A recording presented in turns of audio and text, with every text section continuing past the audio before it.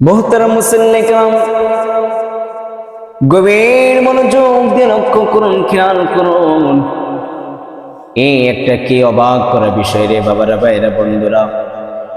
আমরা আর্জেন্টিনা ব্রাজিলের খেলা দেখার জন্য রাত 4টা বাজে উঠতে পারি। আমরা আর্জেন্টিনা ব্রাজিলের খেলা দেখার জন্য রাত 2টা বাজে উঠতে পারি। আমরা আর্জেন্টিনা ব্রাজিলের খেলা দেখার জন্য আমরা রাত 1টা বাজে উঠতে পারি। মুসলমান বাবারা, ভাইরা, বন্ধুরা, গভীর মনোযোগ দিয়ে লক্ষ্য করুন, খেয়াল করুন। আমরা এত রাতে, গভীর রাতে আমরা খেলা দেখার জন্য উঠতে পারি, কিন্তু মুহতারাম মুসল্লিন কিরাম, যে রব, যে আল্লাহ আমাকে আপনাকে বানিয়েছেন, সেই রব, সেই আল্লাহর আমরা ইবাদত বন্দেগী দাসত্ব গোলামি করতে পারি না। চিল্লায় বলেন কথা ঠিক কিনা? মুহতারাম মুসল্লিন কিরাম, একদিন আমি আমার মসজিদে গেলাম। মসজিদে যাওয়ার পরে মসজিদের পাশে এক বাড়িতে, সেদিন হলো আর্জেন্টিনার খেলা।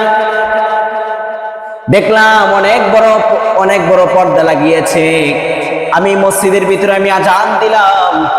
আজান দেওয়ার পরেও নামাজের সময় হয়ে গেল।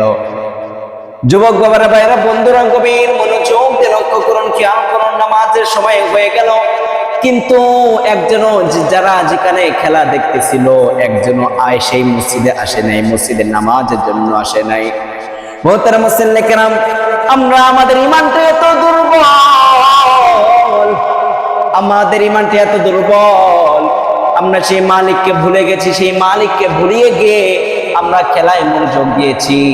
যে আল্লাহ পাক রব্বুল আলামিন আমাকে আপনাকে সৃষ্টি করেছেন, যে আল্লাহ পাক রব্বুল আলামিন আমাকে আপনাকে শুধুই মাত্র তার ইবাদত বন্দেগী দাসত্ব গোলামি করার জন্য সৃষ্টি করেছেন, কিন্তু আমরা কি করি? আমরা নাফরমানি করতেছি।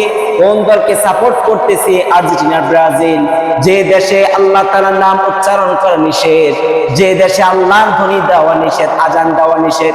মুহতারাম মুসল্লিন কিরাম, এবং কি তারা কাদের অনুসারী? এবং তারা হলো দাজ্জালের অনুসারী। আল্লাহ পাক রব্বুল আলামিন আমাকে আপনাকে সেই মালিকের ইবাদত করতে পারি না, আমরা সেই মালিকের ইবাদত করতে পারি না, আমরা সেই দাজ্জালদের অনুসরণ করতেছি। কি অবস্থা বাবারা, ভাইরা, বন্ধুরা! আমি দোয়া করি আল্লাহ পাক রব্বুল আলামিন যেন সকলকে হিদায়াত দান করুক। সকলে বলেন আল্লাহুম্মা আমিন।